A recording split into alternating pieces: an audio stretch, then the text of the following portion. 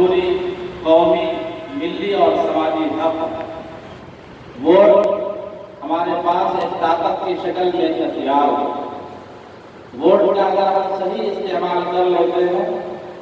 اور ووٹ کے ذریعے سے اپنے ملک کے لیے، اپنے شہر کے لیے کسی ایک اچھے امیدوار کا انتخاب کر لیتے ہیں، ایسا امیدوار جس کے اندر ہمدردی ہو،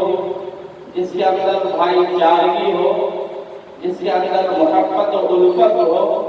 جو ہر ایک کو ایک نگاہ سے دیکھتا ہو، ہندو مسلم میں کوئی فرق نہ کرتا ہو، غریب اور امیر میں کوئی فرق نہ کرتا ہو،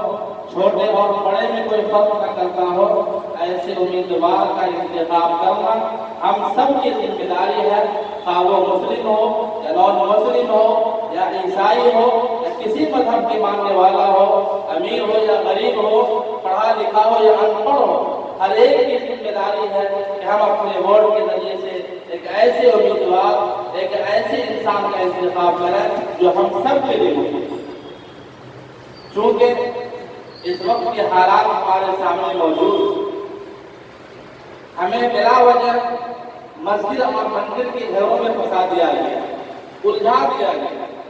ہمیں چرچ کے گھر میں الجھا دیا گیا، حالانکہ یہ کوئی اہمیت کی بات نہیں ہے۔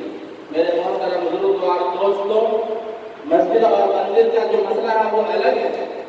اس سے پہلے ہم